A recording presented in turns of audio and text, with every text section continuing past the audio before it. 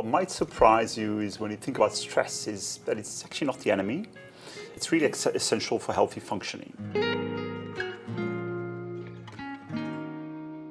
Hi Sasha, it's lovely to have you here. You're part of our team, you're a neuroscientist, a psychologist, and I want to jump right in. So I just want to ask you a little bit, or talk to you a little bit about the relationship between stress and trauma.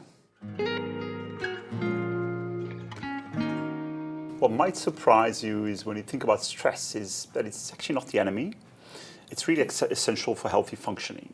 A stress response in the body helps us gear up, kind of summon the energy to do stuff. It helps us focus in short periods of time. For example, it helps us meet a deadline, deliver a speech, or run for the train. Well, that sounds really helpful for legal work. But what about when stress is tipping? So when, for example, a lawyer has to look at some traumatic evidence, or their workload is really heavy for a long time, or there's a lot of pressure on them, or a combination of all of those? Yeah, that's really when stress tips into distress or trauma.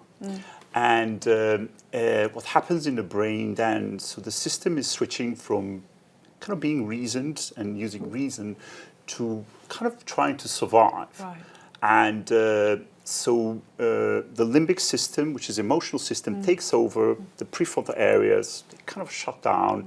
And it's why someone in distress can experience intense emotions. Right. They can struggle with recalling events out of sequence and just kind of having cohesive, rational thoughts. Gosh, what you've just said there makes me really think about clients and witnesses and giving evidence, and actually how impactful that must therefore be on that. But I'm actually also thinking about myself as a barrister. You know, sometimes I'd be in a tricky negotiation for hours on end, and I'd also have the pressure of the judge wanting us to come into court, for example. And you know, during those times, what you've just said about not being able to find my words or my logic, that was definitely happening to me. But I'm also curious about the role of cortisol in this, because I'm conscious that that also plays quite a significant part here. Can you tell me something about that? Yeah, so cortisol is a crucial stress hormone. So it's really brilliant in short terms. So it's there to wake us up in the morning, to energize the system, sharpen the focus, and when it really gets problematic is when it's there for prolonged periods of time, for too long basically. Right. And in that case, it becomes really dysfunctional. And in what way then? What might we see when it becomes more dysfunctional? It really has detrimental effects. It kind of affects our memory, affects our reason. It really affects the brain areas in a way that they really shrink over time and become dysfunctional. So that's fascinating, but the key question might be, how do we recover?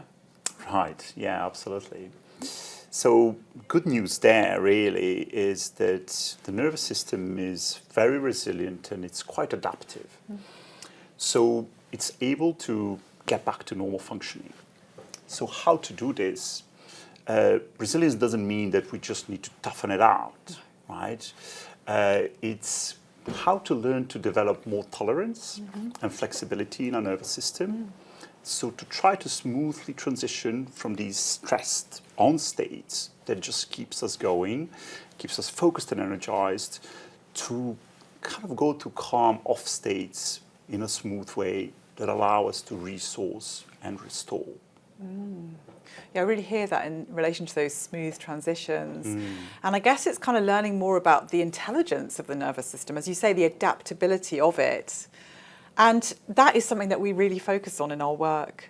And also the importance of gaining support with that, normalising that, because it's actually really difficult to learn to do it on your own.